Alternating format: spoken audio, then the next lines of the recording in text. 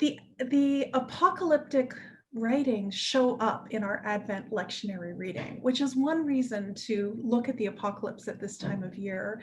And another is just the kind of year it has been and the kind of winter that we are entering into. So as I said when we started, I was really excited to talk about this. And Nancy and I have had great conversations about the apocalypse. And Nancy, do you want to unmute yourself and let me just say, like, what draws you into apocalyptic writing?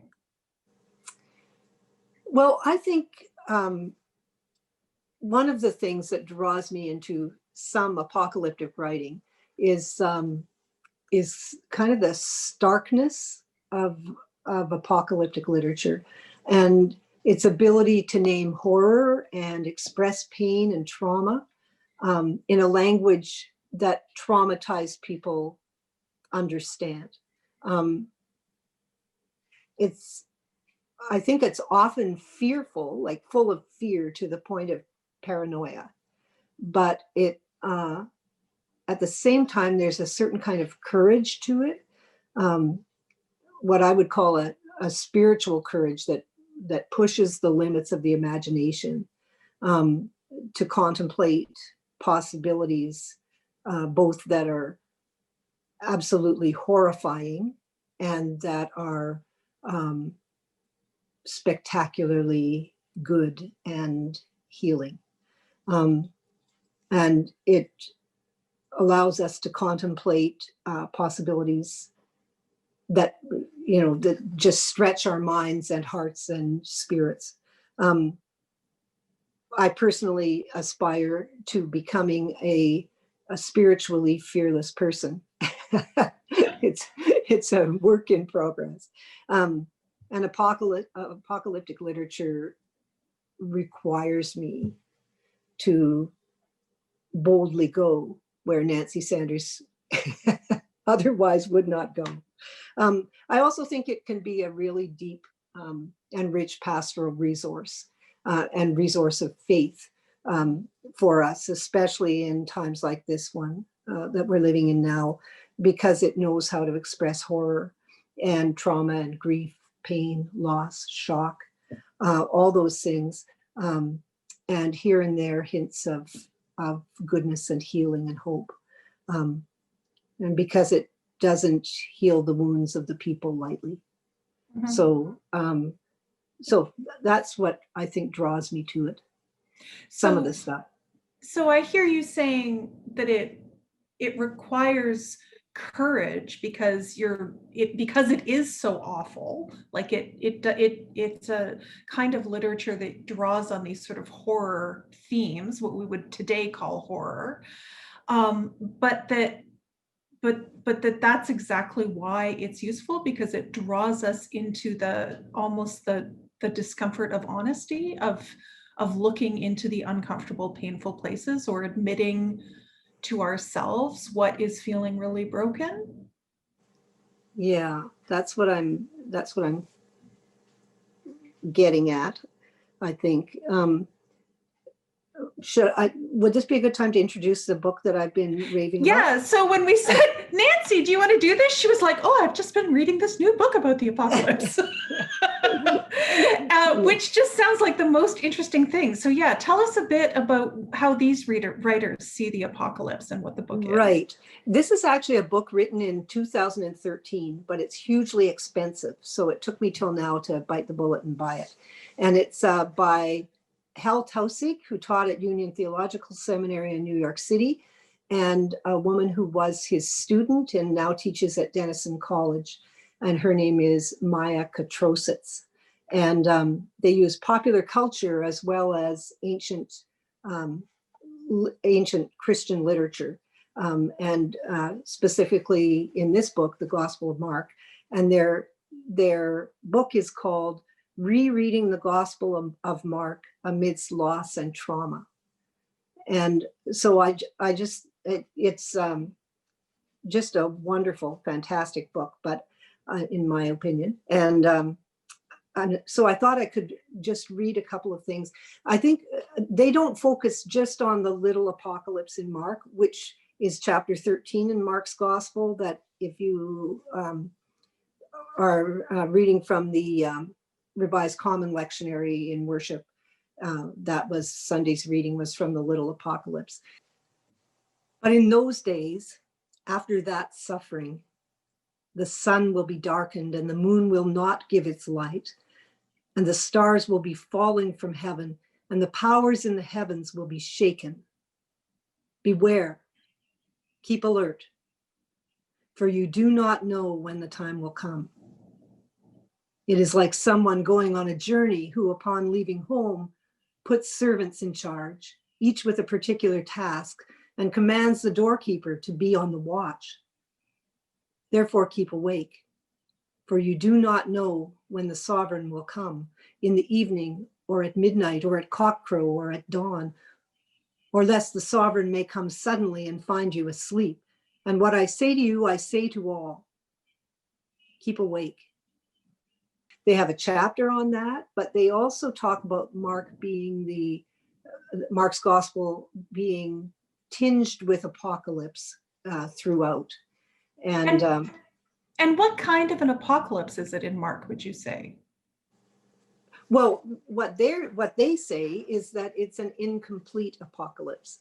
That Mark, oddly, Mark is writing post-apocalypse for him because he's writing soon after the fall of the destruction of the Second Temple in Jerusalem, which was a horrifically violent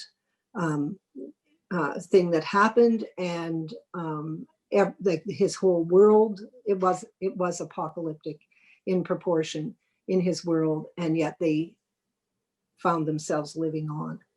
And so he takes that apocalyptic experience and interprets it through the mouth of Jesus approximately 40 years prior to the event itself happening. So what comes out looking like a prediction or sounding like a prediction of apocalypse is in fact reflection on what has recently happened in his world. And so it's kind of, there's a lot of expression of dismay at the end not having been the end, and a sense of what we need to do now is find meaning and find a way to move through this post-apocalyptic world of ours that keeps refusing to end. So the world is both ending and refusing to end. Yeah, and maybe has not, ended, but we're still here. So, and what Tausig and Kotrositz say is that there is healing in Mark's gospel, but it's kind of incomplete and partial healing.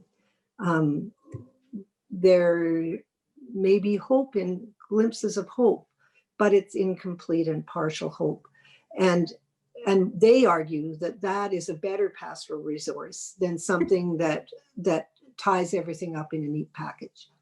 And that in this time in our world, and this is written in 2013, so it's considerably before the pandemic, and we've had 7 years to make the climate crisis much more of a crisis, and so on, all the other things that lead to this apocalyptic feeling. But I wonder if I can read something from it. Yes, please. Okay, so these are 2 quotes. First one, Mark presents Jesus as a figure to identify with in times of utter crisis, and someone whose own pained experience perhaps acts as a miniaturized portrait of the massive suffering in the cataclysmic years of the Roman Jewish War. In the wake of this overwhelming destruction, Mark writes a story with both direct allusions to the war itself and a persistent set of subtexts about pain, healing, trauma, and coping as it follows Jesus. Then the second quote, Mark's deep mix of sorrow and promise resonates for readers who have experienced loss. The carefully drawn picture of an abandoned and partially revived Jesus beckons to lives ruptured by pain. The persistent yet incomplete figures of the women, the young man, and Joseph of Arimathea mirror the intersection of brokenness and partial healing in many lives. Reading the whole of Mark in this fashion, this book places Mark outside of the conventional Jesus story in order for the earliest gospel to be heard more in its own key, thus allowing Mark to be a real resource to those who have been traumatized, know only partial healing, and seek ongoing ways of living with loss. So Thank that's an idea of their approach.